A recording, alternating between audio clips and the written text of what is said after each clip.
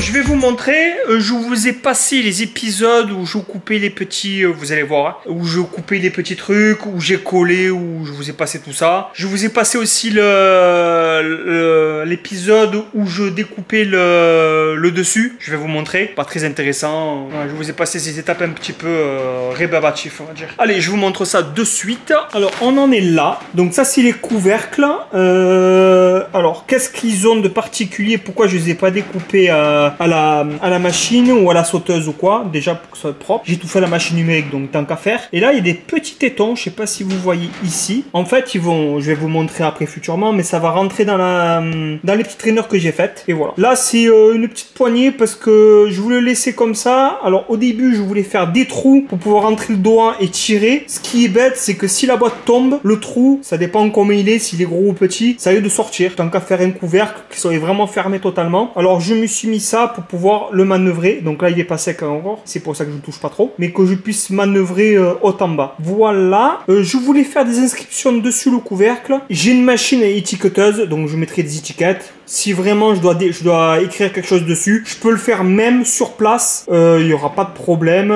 Et voilà. Et pourquoi j'ai pas écrit aussi? Parce que ça fait 2 mm en épaisseur. Donc pour écrire sur 1 mm d'épaisseur, bon, je vois pas l'utilité. Donc voilà. J'en ai fait que 9 pour le moment. Je vais voir un peu à l'utilisation, un peu tout ça. Et s'il faut que j'en refasse, j'en referai. Mais bon, je vais pas vous le filmer. Les prochaines, je les ferai hors caméra. Ça, c'est toutes mes découpes. Donc vous voyez, il y en a quand même pas mal. Je crois que j'en ai 9 à peu près à quelques morceaux de bois près. Je vous ai évité aussi tout ce qui est ponçage tout le tour, tout est bavuré, tout ça, je voulais pas filmer. Il me reste quand même pas mal de trucs.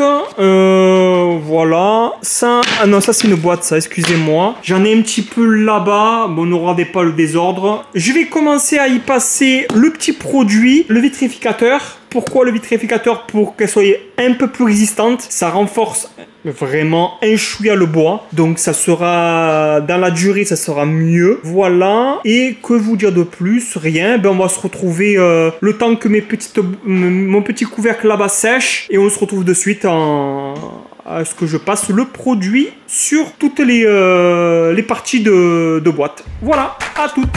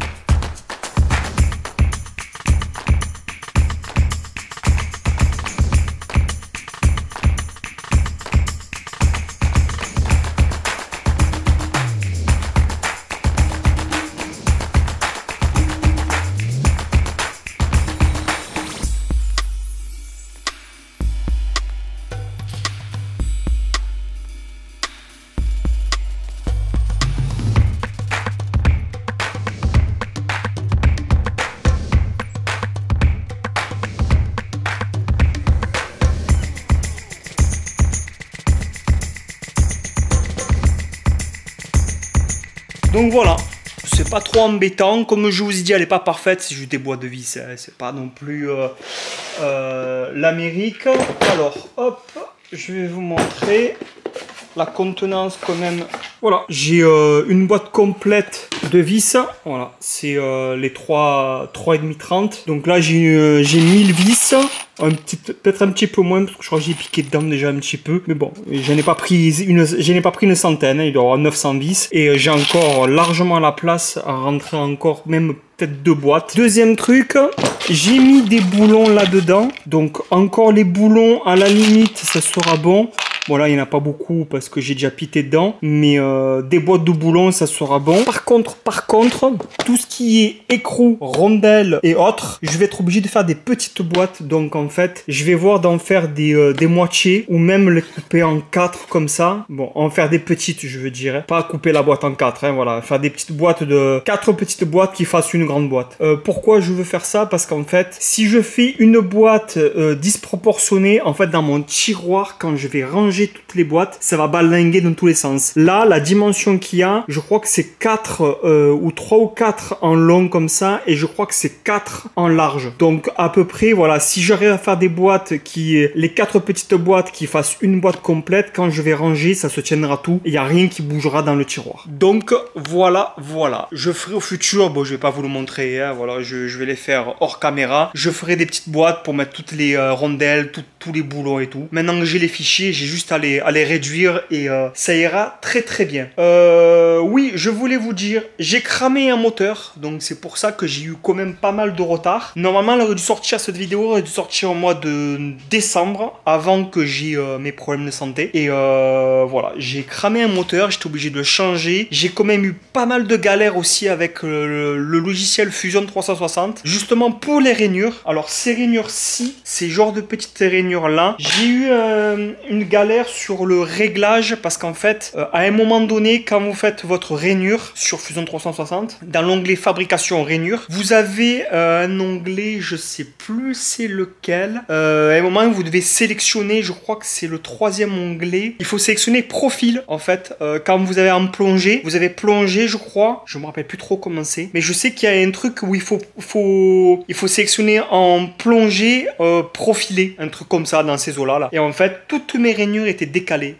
C'était pas du tout bon, c'était pas dans les bonnes cotes. Pour vous situer, imaginons que celle-là, je veux la faire. Au lieu de commencer ici, ben, elle commençait, on va dire, presque au bord. Et en fait, elle se finissait pas comme ça. Elle se finissait peut-être 1 cm. En fait, elle est décalée. On va dire qu'elle a été décalée d'1 centimètre ici et décalée d'1 centimètre devant. Donc, c'était vraiment galère à trouver ça. Et j'ai eu d'autres galères, bien sûr. Hein, voilà, j'étais obligé de refaire tout le câblage de la machine parce que j'ai eu un fil de coupé. Donc, j'avais un axe qui marchait plus trop bien. Ouais, j'ai eu énormément de galères. J'ai eu une galère aussi sur les fraises. Pas de très bonne qualité que je commandais. Et en fait, à l'accrocher, voilà. Juste pour vous montrer, j'ai quelques petites chutes là. Bon, pas tout, hein, mais j'ai quelques chutes qui sont vraiment mortes. Dont celle-là où je me sers pour travailler dessus. Et j'en ai une là-bas aussi. Donc voilà les fraises de super qualité que j'avais. Bon, c'est ma faute, hein. J'ai acheté des fraises vraiment au plus bas prix. Pas au plus bas prix, mais des fraises de bon marché, on va dire. Et c'était juste pour tester. Mais bon, je pensais pas que ça allait me donner ça. Voilà, les belles fraises. Il y a aussi, il n'y a pas que les fraises. Je ne mets pas en cause que les fraises. Il y a aussi le fait que ma machine n'est pas assez rigide. Et en fait, ça dépend la plongée que je programme sur Fusion. En fait, ça force tellement que la fraise commence à faire des vagues. Plus la fraise qui ne coupait pas super bien, ça a donné ça. Donc, je fais pas mal de réglages aussi pour avoir une bonne profondeur, une bonne plongée dans la matière. Voilà, j'ai comme je vous ai dit, j'ai quelques trucs encore à régler. D'où la flexibilité de ma mèche. Ça, c'est un truc qu'il faut que je revoie. Donc, j'ai tout l'axe Y, excusez-moi, l'axe Z et Y aussi en même temps, les deux axes là, à regarder, à renforcer au maximum pour éviter d'avoir ce jeu sous la fraise. Donc, voilà, on va se quitter pour cette vidéo maintenant. Voilà, j'espère que ça vous a plu. Si vous voulez avoir des fichiers pour les boîtes ou si vous voulez le refaire pareil, si vous avez construit une machine numérique et vous voulez faire des tests, je pense que c'est un très bon test. Il y a de la rainure, il y a un peu de tout, donc c'est quand même assez complet. Et voilà, vous me dites et je vous enverrai les fichiers. Je vous ferai un petit partage pour les fichiers. Voilà, allez, je vous dis à très vite. Alors, avant de partir, n'oubliez pas de vous abonner, liker, partager. C'est très important pour la chaîne pour essayer de la faire repartir correctement. Et deuxième truc, je compte vous envoyer une nouvelle vidéo. Normalement, là on est mois d'avril, ça sera mois de mai. Voilà, on va rester sur les une vidéo par mois pour le moment, pour le temps que je reprenne un peu d'avance. Il y a des vidéos qui vont arriver. Bon, là vous regardez pas comme ça parce que c'est pas fini de ce côté-là. Mais en haut, il y a du lourd qui arrive. En bas aussi, j'ai bien avancé là ces derniers jours. Voilà, je vous ferai une petite vidéo et on fera des aménagements en haut, vous allez voir. Ça va être sympa. Allez, je vous dis au mois prochain, moi, et portez-vous bien. Bisous.